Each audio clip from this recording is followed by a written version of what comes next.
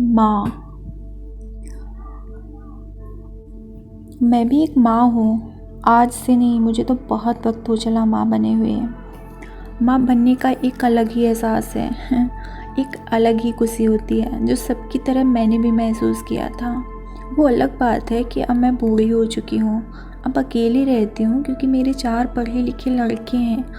बहुत गर्व होता है मुझे ये कहते हुए कि मेरे तो 4 लड़के हैं, मुझे बुढ़ापे की क्या टेंशन। आज जब भी सोचती हूँ तो खुद पर हंसी आती है और अकेले कमरे में बैठकर ज़ोर ज़ोर से हंसने लगती हूँ। मेरी हंसी की गूंज तब तक गूंजती रहती है जब तक मेरी नज़र खुद के वर्तमान पर नहीं आ जाती। जैसे ही वर्तमान पर नज़र पड़ती है, अचानक आंसुओं का एक ऐसा सैलाब आ जाता है और मैं पागलों की तरह रोने लगती हूँ। पागलों की तरह क्यों कह रही? आज से थोड़ी मैं पागल हूँ। मैं तो पहले इन बच्चों के जन्म की खुशी में पागल थी, फिर इनके बचपन को देखकर खुश रहकर पागल थी, इन्हें पढ़ाने लिखाने के लिए पागलों की तरह सुबह सुबह उठकर इन सब के लिए खाना पका कर कोठियों में काम करने भाग जाया करती थी।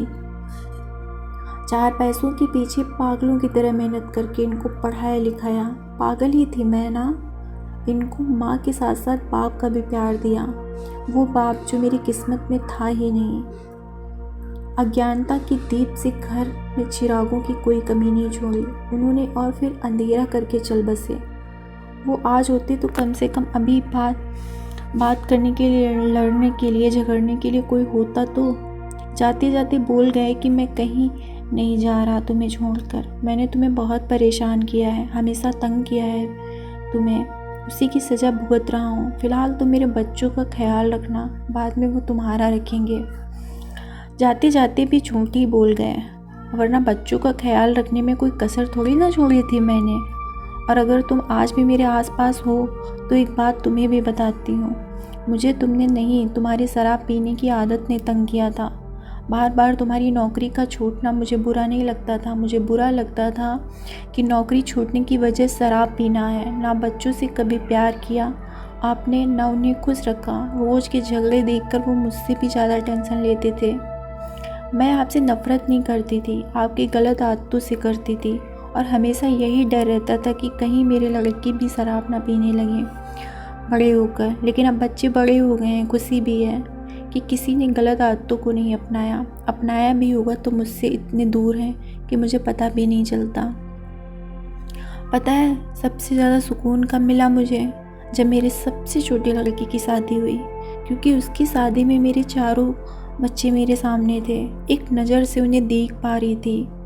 उस वक्त मेरे 3 बेटे विलायती हो चुके थे, इतने दूर कि मिलने भी नहीं जा सकती। सबका अलग अलग संसार बस चुका था और सबसे छोटे बेटे की शादी कर रहा था। उसे मैंने मजाक मजाक में कहा कि अब तुम भी मुझसे अपना अलग संसार बसाओगे।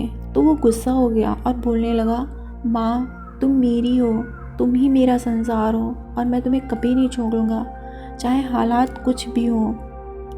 मुझे तब भी गर्व हुआ और मैंने पैरों की ज़मीन नहीं मिल रही थी रखने को लेकिन उसने भी शादी के महज 10 महीने में बोल दिया, माँ तुम इतनी अच्छी होती तो भाभी लोग तुम्हारे साथ होती ना, बाकी के भाइयों ने अच्छा ही किया था, अपने साथ ले गए, वरना तुम उन्हें भी परेशान करती। अरे लेकिन मैंने किया क्या है, मेरी क्या गलती थी? मैं तो सिर्फ यही कहा कि बहू अब घर की सारी जिम्मेदारियां तुम संभालोगी। मेरे हाथ पैर जवाब देने लगे हैं। इतनी सी बात पर वो कहने लगी कि आज तक नहीं दिया। इन्होंने जवाब मेरे आने के बाद भी देना था। क्या आज तक कोई काम नहीं करते थे आप?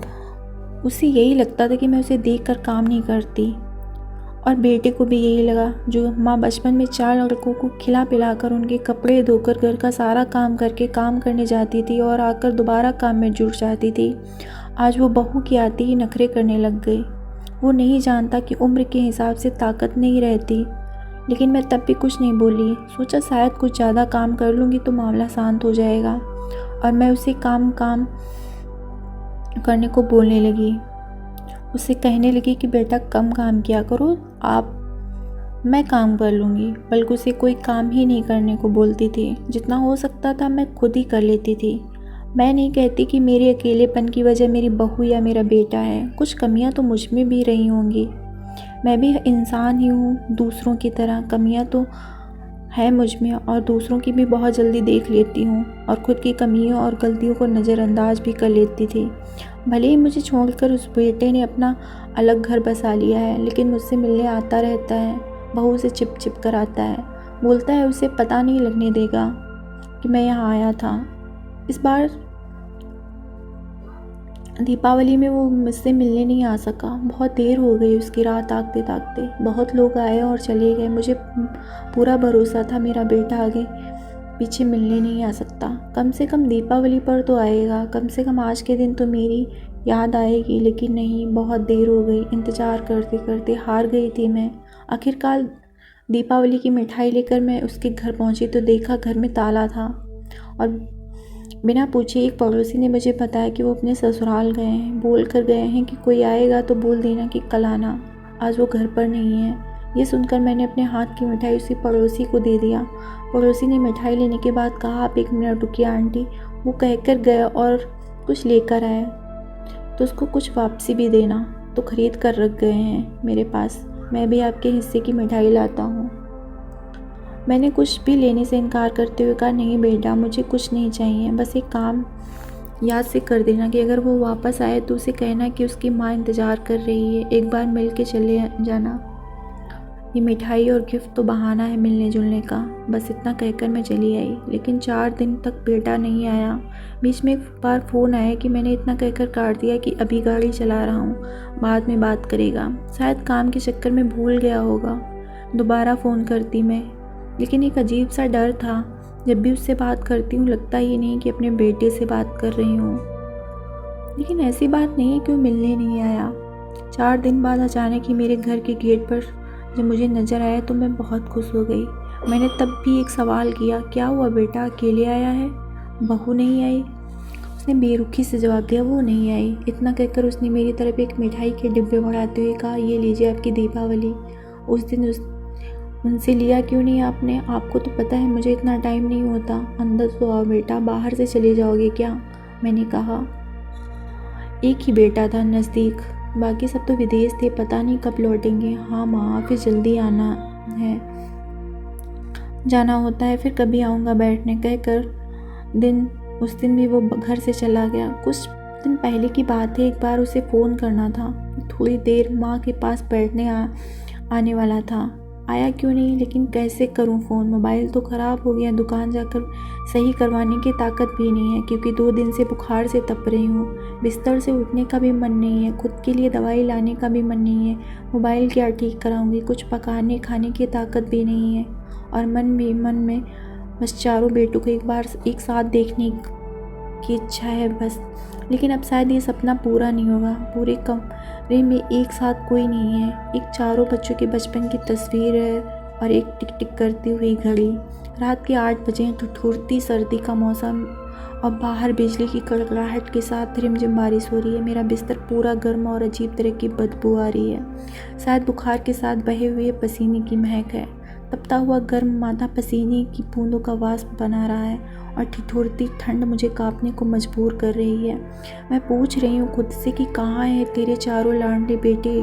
कहाँ है वो जिन्हें जीने का मकसद बनाकर तू आज तक जिंदा है? कहाँ है तेरे कलेजे के टुकड़े जिनके लिए तूने दिन रात एक कर दिया था, जिनकी परवरिश के लिए तूने खाना ना खाकर पैसे जमा किए थे? कहाँ है वो आँखें? हाँ, तू ही तो कहती थी कि लोगों की 2 आँखें होती हैं, मेरी तो 4 आँखें हैं। आज तेरे चारों आँखों में किसी एक आँख को तो भी नज़र नहीं आ रही है।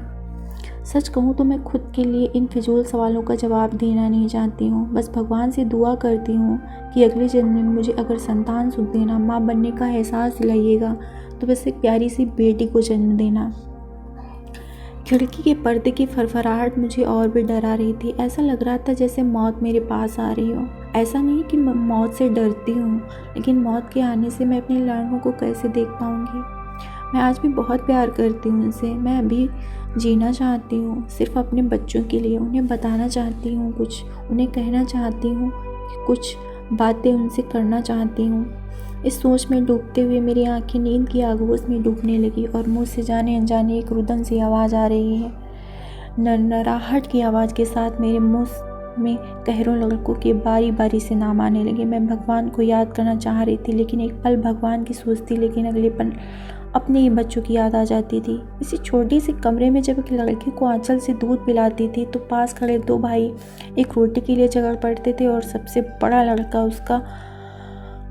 उस रोटी के 3 बराबर हिस्से करके आपस में बांट लेता था और थोड़ा रोने के बाद मामला निपट जाता था। बहुत समझदार लगता था, मेरे दर्द को समझने वाला लगता था, लेकिन हिस्सा करने की आदत अब तक नहीं छूटी थी। उनकी हर चीज़ का हिस्सा करने लगते थे। जब बात मेरे हिस्से की आने लगी तो मैंने यह कह दिया कि मैं बचपन से तुम चारों को पालती आई थी। अब तुम में किसी एक के पास इतनी हिम्मत नहीं है एक माँ को पाल सको। मैं किसी एक के साथ ही रहूँगी। मेरे बस का नहीं है कभी यहाँ कभी वहाँ भटकना। बाकी तीनों शादीशुदा थे, उनके पास खाने पकाने वाली थी। अब माँ का क्या काम था? माँ की परिभाषा उनके जीवन में ऐसे बन चुकी थी, वो महिला जो बिना थके काम करे, खाने पीने का इंतजाम करे, सुबह बिस्तर में चाय लाए और हमारे कपड़े धोए, सब काम किया करे। मिल गया तो ठीक था, कुछ काम अधूरा रह जाता तो ये नहीं पूछता कि माँ आज तबीयत तो ठीक है ना, क्या बात है, ठीक तो हो। जबकि हर कोई बोल देता है कि माँ आज कहीं बाहर गए थे क्या। मैंने तो एक काम बोला था, किया क्यों नहीं? शायद बाकी 3 लड़कों को माँ की जगह बीवी मिल गई थी, इसलिए उन्होंने मुझे सबसे छोटे हिस्से में भेज दिया, यह कहते हुए कि इसके लिए खाना कौन पकाएगा, इसका टिफ़िन कौन पैक करेगा। लेकिन अब उसकी भी ज़रूरत पूरी हो चुकी थी, उसे भी माँ की कमी नहीं खलती। आज उन बच्चों का बचपन चिल्ला चिल्ला के माँ को माँ पुकार रहा था और बारिश की खड़खड़ाहट में चारों बच्चों का शोर भी गूंज रहा था। तभी एक बार फिर बिजली की तेज चमकनी खिड़की के अंदर की दोपहर की धूप जितनी रोशनी फेंकी और फिर अंधेरा हो गया। बहुत तेज आवाज़ के साथ बादल के फटने की आवाज़ आई। आवाज़ इतनी तीव्र थी जैसे मानो ज़मीन कांप गई हो, और इसी आवाज़ के साथ एक झटका सा लगा और इन सभी बच्चों की आवाज़ खामोशी में बदल गई। अब सब खामोश था, हलचल जारी थी, लेकिन खामोशी के साथ बादल गरज रहे थे, बिजली चमक रही थी और गहन सन्नाटा था। पर्दे भी हिल रहे थे, रिमझिम बारिश भी हो रही थी। सारी हरकतों को मैंने बिना पलक झपकाए देख पा रही थी, मगर सुन नहीं पा रही थी। यहाँ तक कि घड़ी की टिक टिक की आवाज़ तो अभी तक बहुत तेज़ थी, अब वो सुई भी सुनसान घूम रही थी। मेरे सबसे करीब मेरे सीने की धड़कन, उफ, अब समझ आया कि सब कुछ शांत क्यों हो गया। मेरी धड़कन भी तो खामोश थी। सन्नाटा इस कदर पसरा हुआ था जैसे मैं अनंत की ओर अग्रसर थी। एक अजीब सा माहौल था। धीरे धीरे पर्दे और बारिश की बूंदें मेरे साथ में दीवार में हल्का साया भी धुंधलाने लगा था। शायद गहन खामोशी और सन्नाटे के साथ अब एक अंधकार भी फैलने वाला है, और जैसे अंधकार और खामोश दोनों का मिलन होगा, एक नया जीवन शुरू होगा और पुराने जीवन का समापन होगा। एक नई कहानी की शुरुआत होगी। मेरी कहानी यहीं ख़त्म हो जाएगी, लेकिन मैं खुश हूँ। अब एक बार फिर चारों भाई मिलेंगे, चारों एक साथ होंगे, एक दूसरे के साथ होंगे। शायद इस बार बहुत बहुएं भी आएंगी, भले मैं किसी को देख ना पाऊँ, लेकिन उनके मिलने की बेला अब आएगी ज़रूर। इस बार वो मेरी गलतियों को नहीं, मेरी अच्छाइयों को याद करेंगे। इस बार वो अपने बचपन के दिनों को याद करेंगे अपने खेल कूद का वो दौर और माँ की डांट के बहाने वो मुझे याद करेंगे। मैं खुश हूँ कि आज तक जिन्होंने मुझे पूछा नहीं, मेरे हाल चाल नहीं पूछे, अब वो मेरी पूजा करेंगे। पहले मैं अलग रहती थी, मुझे अपने साथ कोई नहीं रखना चाहता था, लेकिन अब सब अपने अपने घर में रखेंगे मुझे। जीते जी तो खुशी मुझे नहीं मिली, अगर मरने के बाद मिलती है तो इसमें बुराई भी क्या है। मैं तो खुश रहूँगी अपने चारों बच्चों के साथ में। सोचते सोचते ही सोचना छोड़ दिया, ये ज़िंदगी और मौत के मिलन ने कैसा मोड़ दिया। एक माँ थी, 4 थे उसके लाल, एक भी नहीं था आखिर में उसके साथ, बस यही रहा मलाल। फिर भी माँ खुश है, देखो कितनी सुंदर मौत मिली है उसे। न तड़पी न किसी का लिया कर्ज, मरते मरते भी खुश रहने की दुआ दी गई। आखिरी सांस तक निभाया माँ होने का फर्ज। माँ बाप की उम्मीदें बच्चों की दौलत नहीं होती दोस्तों, ना वो बहू बेटे को दुखी करना चाहते हैं। आप उनकी नज़र से देखो, वो तुमसे प्यार के सिवा कुछ नहीं चाहते हैं, वो तुमसे प्यार के सिवा कुछ भी नहीं चाहते हैं।